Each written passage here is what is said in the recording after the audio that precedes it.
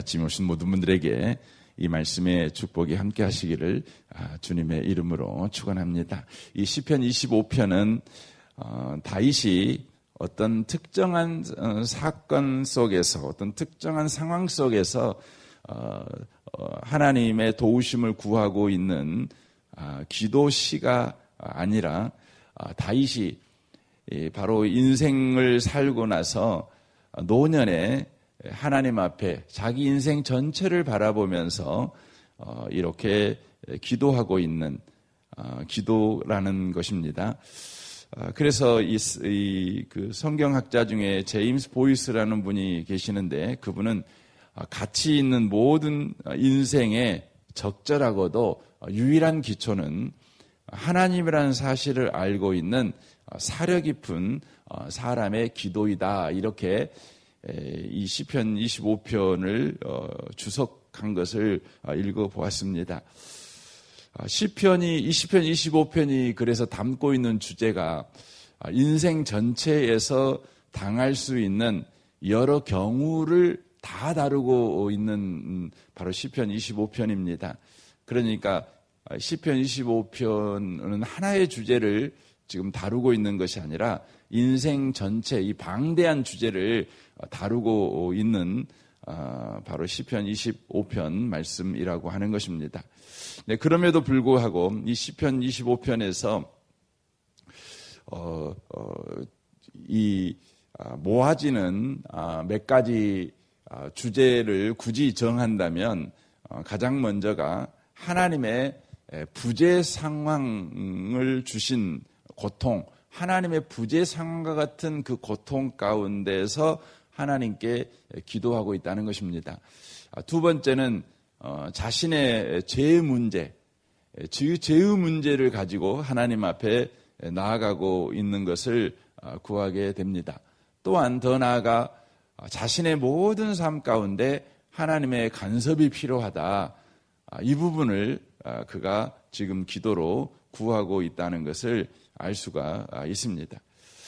그런데 여기에 이 모든 상황과 형편 가운데서 그가 구하는 기도에 세 가지 방향성이 있는 것을 우리가 보게 되어집니다. 이것은 저와 여러분이 어떤 문제를 당하든지 어떤 상황 가운데 놓여 있든지 이 세 가지 방향을 놓치지 말 것을 우리에게 바로 가르치고 있는 성경이다. 이렇게 말씀을 드릴 수가 있습니다. 우리는 만 가지 문제는 만 가지의 답이 있다고 생각할 때가 있습니다. 만 가지의 문제에서 우리는 만 가지의 다양한 태도와 또 반응을 가져야 된다. 또 기도를 해야 된다. 이런 생각을 가질 수 있습니다. 그런데 성경은 우리에게 가르쳐 주는 것은 만 가지든지 뭐 더 많은 숫자의 상황과 환경일지라도 그것들이 모두 다 바로 이 세 가지의 기도 속에 다 포함되어 있다고 하는 것입니다. 이 정도면 충분하다는 것입니다. 저는 이 아침에 오신 복 있는 분들이 어떤 상황 가운데 있든지 여러분의 기도가 충분하셨으면 좋겠습니다. 그 첫 번째가 여기 말씀에 1절에 보시면 이렇게 됩니다. 여호와여 나의 영혼이 주를 우러러 보나이다. 이렇게 되어 있습니다. 우러러 보나이다 라고 되어 있습니다. 3절에 보면 주를 바라는 자들은 이렇게 되어 있습니다. 그리고 5절에 보시면 그 하반절에 내가 종일 주를 기다리나이다. 이렇게 되어져 있습니다. 그러니까 이 다윗은 어떤 상황 가운데 있든지 지금 하나님께 나아가고 있는 것을 보게 됩니다. 하나님께 답이 있다는 것을 알고 하나님께 나아가는 것입니다. 우리가 기도할 때 우리가 문제를 만나면 놓쳐버리는 경우가 있는데 그것은 이 문제는 은행에 가야 될 문제고 이 문제는 병원에 가야 될 문제고 이 문제는 상담사를 만나야 될 문제이고 이렇게 문제마다 만나야 될 대상이 각각 다르다는 생각을 우리가 먼저 하게 되어집니다. 그래서 우리의 기도가 분명히 하나님께 기도하지만 바로 최종적으로 우리가 만나야 될 사람이 그 사람이기 때문에 하나님에게 도움을 구하는, 그래서 하나님을 만나는 것이 하나의 과정으로 그렇게 우리가 기도할 때가 많습니다. 그런데 이 다윗은 자신의 최종 목적지가 하나님이시라는 것이죠.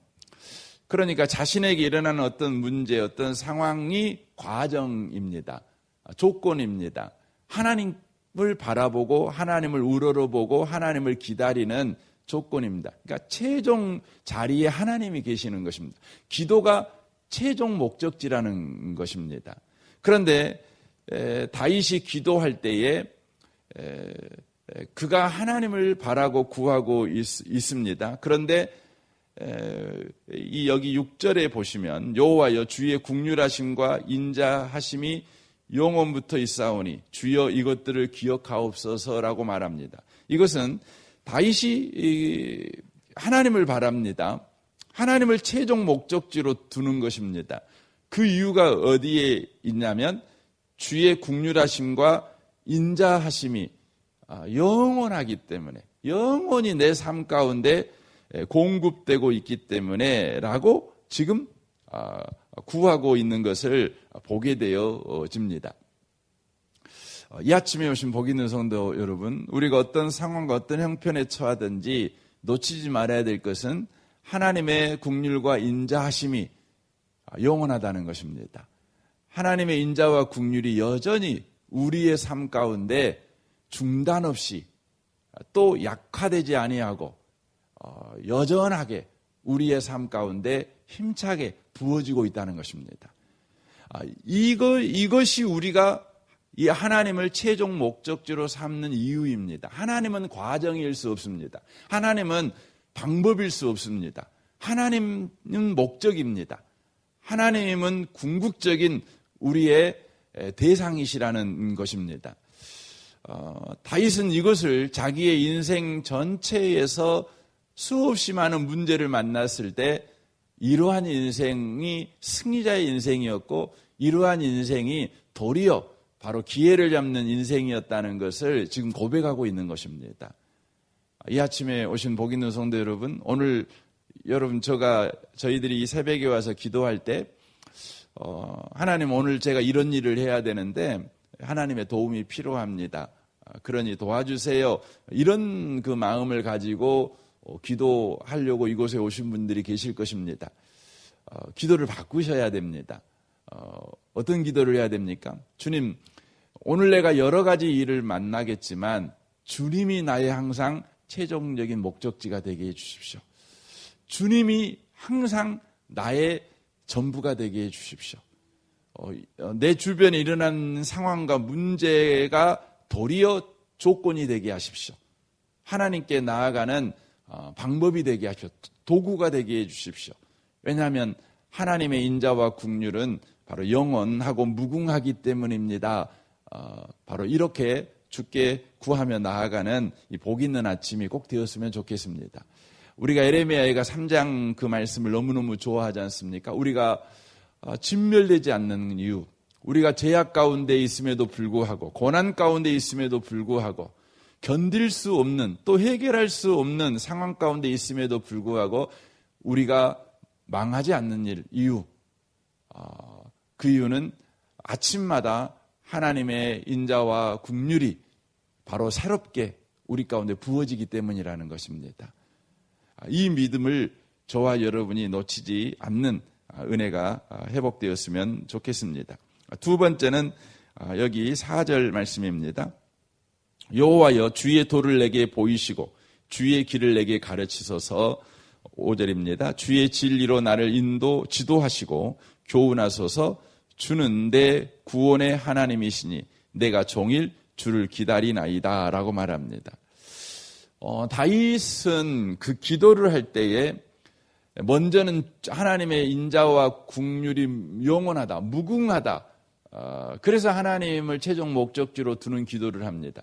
두 번째로는 그가 상황 가운데 있었을 때에 이 상황이 해결되기를 원합니다 라고 기도하고 있는 것이 아니라 이 상황과 이 문제를 통해서 여기에 주의 도를 내게 보여주시고 주의 길을 내게 가르쳐 주시고 주의 진리로 나를 지도하시고 또 교훈하시고 그렇게 해 주십시오 하고 지금 구하고 있는 것입니다. 내가 하나님께 구하는 것은 이 문제가 해결되기를 구하고 있는 것이 아니라 이 상황이 진정되어지고 상황이 수습되기를 내가 구하고 있는 것이 아니라 하나님의 도를 배우기를 원합니다. 하나님의 뜻을 배우기를 원합니다. 우리의 뜻은 언제나 해결이죠. 근데 하나님이 우리에게 원하는 것은 하나님의 뜻입니다. 하나님의 뜻입니다. 그래서 시편 119편 67절에 이렇게 이야기를 하고 있습니다. 고난 당하기 전에는 내가 그릇 행하였더니 이제는 주의 말씀을 지키나이다 라고 말합니다. 고난을 당했을 때 해결이 목적이신 분들은 이런 이야기를 할 수가 없습니다. 하지만 고난을 당했을 때 하나님의 뜻을 알고 하나님이 내 인생을 향해서 지금 무엇을 하기를 원하시는지 하나님의 높은 뜻을 알기를 원하는 기도가 있는 사람들만 이걸 이야기할 수 있습니다. 그래서 고난을 받을 때마다 하나님을 더욱 배워갑니다. 고난을 당할 때마다 진리를 알아갑니다. 하나님과의 더 친밀함이 회복되어지는 삶을 살아가게 되어진다고 하는 것입니다. 이 아침에 오신 복 있는 성도 여러분, 우리가 육신을 가지고 있어서 언제나 그 문제가 해결되기를 원합니다. 그렇지만 우리 하나님은 저와 여러분에게 말합니다. 먹을 것, 마실 것, 입을 것 먼저 구하지 말아라. 그건 이방인들이 구하는 것이다. 너희는 먼저 그의 나라와 그의 의를 구해라. 그래야면 이 모든 것을 더해 주신다. 그렇게 말씀하고 계시는 것입니다. 우리 어렸을 때 그렇죠. 우리 어렸을 때는 부모님이 우리가 좀 순종하는 아이가 되고 좀 멋있는 아이가 되게 하기 위해서 우리한테 조건을 답니다. 너 이번에 이렇게 아빠하고 약속을 지키면 내가 뭐 5,000원 줄게, 10,000원 줄게 이렇게 그 약속을 하죠. 그러면 이 아이는 목표가 뭡니까? 부모 말씀에 순종하는 게 목표는 아니고 부모에게 순종하는 것이 5,000원을 버는 방법입니다. 그래서 5,000원을 벌기 위해서 부모님에게 순종하는 것이죠. 부모님의 목적은 뭡니까? 5,000원을 주는 게 목적이 아니라 이 아이가 5,000원을 호주머니에 갖고 있는 아이가 아니라 품위를 갖고 있는 아이, 명예를 갖고 있는 아이, 큰 아이, 이게 목표가 아니겠습니까? 어렸을 때 이 아이는 부모가 뭔가를 주면 그걸 받으려고 계속해서 부모의 말에 순종을 합니다. 제가 어제 어떤 분하고 저녁 식사를 하는데 그분이 요즘 자기 아들이 살이 너무 쪄가지고 결혼을 했는데 이제 그 아이가 또 하나 생기고 셋이 이제 됐는데 아들이 얘가 셋인데도 몸 관리 안 해가지고 지금 몸무게가 그냥 풍선처럼 불었나 봐요. 아버지 입장에서 너무 이게 안 되겠는 거예요. 그래서 아들한테 지금 이제 새 아이야 아들한테 조건을 달았어요. 너 살 빼면 내가 얼마 줄게. 이렇게 이제 조건을 달았어요. 근데 그 말씀 들으면서 오직하면 저렇게 했을까 생각이 들어요. 그러면서도 그 아버지 마음에서 더 답답한 것은 그런 생각이 들었어요.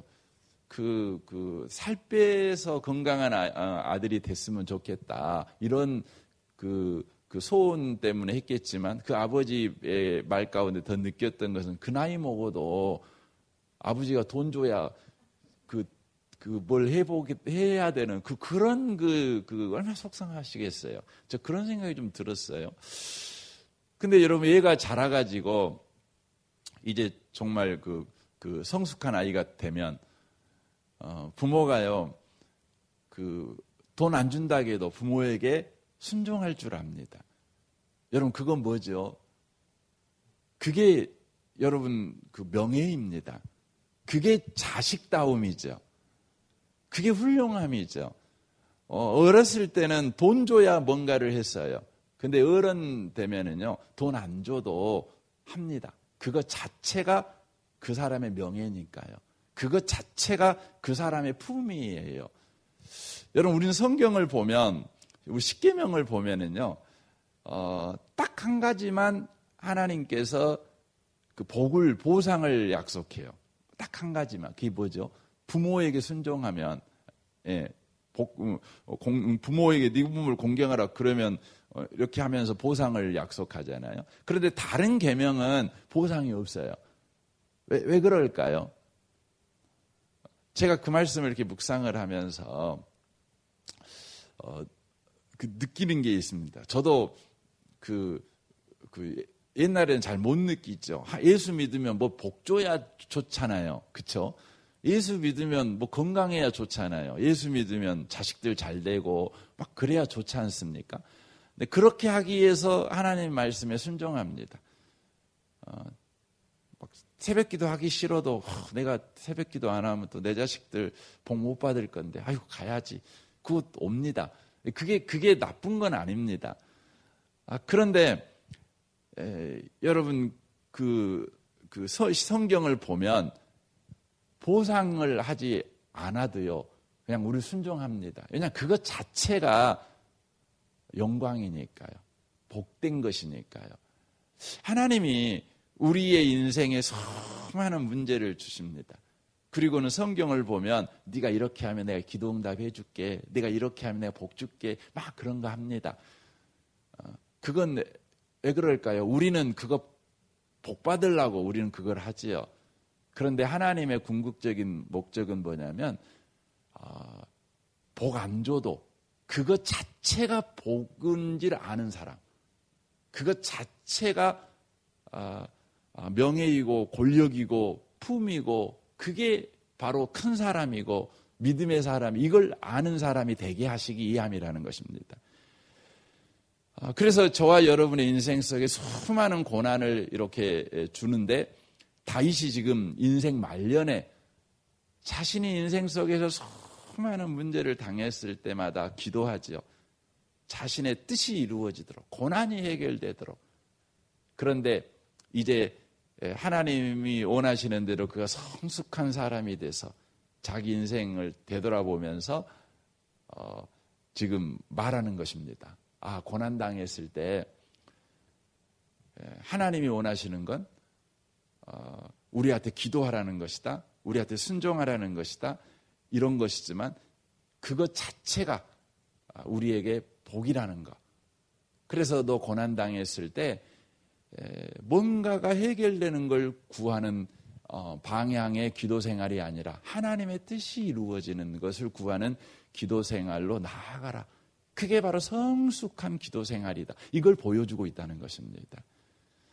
저는 이 아침에 오신 복 있는 분들이 이런 성숙함, 그런 신앙 속으로 들어가는 은혜가 있으시기를 주님의 이름으로 축원합니다. 마지막입니다. 22절 말씀을 보겠습니다. 하나님이여 이스라엘을 그 모든 환난에서 속량하소서라고 기도합니다. 오늘 우리가 읽었던 본문 말씀입니다. 여기에 보면 다윗이 자기 인생을 보면서 말을 하는 겁니다. 16절에 보면 나는 애롭고 괴로우니, 애롭고 괴롭다는 거죠. 인생이 그렇지 않습니까? 더 나아가 17절에 근심이 많사오니, 그리고 18절에 보면 공고와 환난을 보시고 이렇게 말하죠. 19절에는 온수가 많다 이렇게 말을 하고 있습니다. 그리고 20절의 하반절에 보면 수치를 당치 않게 하십시오. 그러니까 인생이라는 것 자체가 다윗의 인생은 애롭고 괴롭고 근심 많고 공고하고 환난 많고 온수도 많고 수치도 당할 때 많고 이게 인생이라는 것이죠. 이거 인생이라는 것입니다. 그런데 다윗이 하나님께서 자기 인생에 이런 일을 당하게 해요. 뭐 기도한다고 해서 이런 일을 안 당하는 건 아닙니다. 기도하고 하더라도 우리 인생에 이런 일이 또 있습니다. 그 문제는 해결됐는데 또 다음에 산 넘어가면 또 문제가 있습니다. 또 한 살 더 먹으면 그 문제가 생깁니다. 그렇죠. 새로운 사람을 만나면 또 문제가 생깁니다. 그러니까 꼭 바다같이 바다에 치는 파도가 한 번 치고 마는 건 아니지 않습니까? 계속 바다가 파도를 치지 않습니까? 파도를 치죠. 그런데 다윗이 거기서 놀라운 기도를 합니다. 무슨 기도를 하냐면 자신이 이런 상황 가운데 있었을 때에 이제 인생 말년에 자기 인생 속에 있는 늘 나이가 들어도 아직도 해결하지 못한 이런 인생의 수많은 문제들을 볼 때 다윗의 마음 가운데 하나님을 향해서 번뜩 드는 기도가 있습니다. 그게 뭐냐면 내가 이렇게 고난을 받을 때 누군가도 이렇게 고난을 받겠구나. 그러니까 다윗이 고난받을 때 자신만 고난받고 자신만 힘들어 라고 생각하지 않았습니다. 물론 젊었을 때는 그렇죠. 나만 아프고 나만 힘들잖아요. 그런데 이제 나이가 이렇게 점점 들어가면서 알게 되는 건 나만 아프지는 않구나. 아픈 사람들이 이렇게 많구나. 힘든 사람이 이렇게 많구나. 이걸 다윗이 알게 된 겁니다. 그래서 다윗이 기도할 때 여기 22절에 말합니다. 이스라엘을 그 모든 환난에서 속량해 주십시오. 이스라엘의 모든 사람들을 위해서 그가 지금 기도하고 있는 것을 보게 되어집니다. 이걸 소위 말해서 고난의 연대 이렇게 말을 합니다. 고난이 내 옆에 사람과 연대하게 만드는 겁니다. 고난을 인해서 옆에 사람들 돌아보게 되는 겁니다.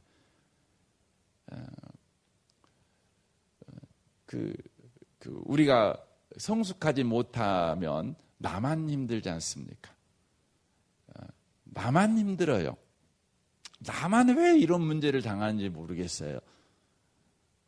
그런데 하나님께서 우리의 인생에 고난을 주신 것을 통해서 우리가 알게 되는 것은 아니라는 것입니다. 바로 고난을 통해서 내 옆 사람 바보라고 하나님께서 내 어깨를 툭툭 치고 있는 겁니다. 지금 고난으로. 저는 이 아침에 오신 복 있는 분들의 기도 가운데 꼭 이웃이 있었으면 좋겠습니다. 여러분 김 집사님도 있고 박 집사님도 있고 권사님도 계시고 장로님들도 계시고 꼭 있었으면 좋겠습니다. 내 기도만 좀 표현이 그러네요.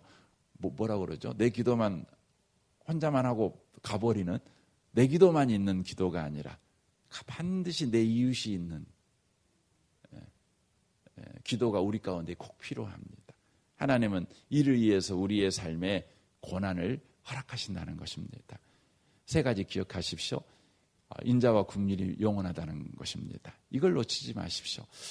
하나님을 배워가는 하나님의 뜻을 구하는 기도가 우리 가운데 있어야 합니다. 세 번째로 이웃이 꼭 포함된 기도가 우리 가운데 있어야 된다는 것입니다. 저와 여러분의 삶에 이 은혜가 있으시기를 주님의 이름으로 축원합니다. 아멘. 우리 같이 기도하겠습니다. 오늘 말씀을 생각하면서 오늘 이 아침에 기도했으면 좋겠습니다. 주여 우리에게 인생에 많은 고난이 많사오나 근심이 많사오나 때때로 애롭고 또 괴로움이 많사오나 주의 인자와 긍휼이 무궁함을 잊지 않고 기도하게 하시고 그런 상황에서도 주의 말씀대로 살아가는 것이 성숙한 그리스도인이요 명예로운 그리스도인임을 아는 자가 되게 하시며 꼭 이웃이 있는 기도 생활이 있게 하여 주옵소서. 오늘 수요일입니다. 오늘 수요 예배를 위해서도 여러분 기도해 주시면 좋겠습니다. 코로나 때 더욱 우리가 느끼는 것은 함께 모여 예배하는 예배가 중요하다는 것을 보게 되어집니다. 많은 분들이 심지어 목사님들도 이 코로나 상황 가운데 고백하는 것은 너무 힘들다는 것입니다. 목사인데도 요즘 믿음이 흔들린다고 저한테 이야기하더라고요. 여러분 예배가 중요합니다. 주님 모든 성도들이 현장에 와서 함께 예배하든 혹은 온라인으로 예배하든 신령과 진정으로 예배하도록 도와주십시오. 축복해 주십시오. 여러분 기도해 주시면 좋겠습니다. 이 나라 이 민족을 위해 기도해 주시고 북한과 열방을 위해 기도해 주시고 이 코로나 상황을 위해서도 여러분 기도해 주시면 좋겠습니다. 우리 좋으신 주님께 우리 통성으로 구하겠습니다. 기도하겠습니다. 하나님 아버지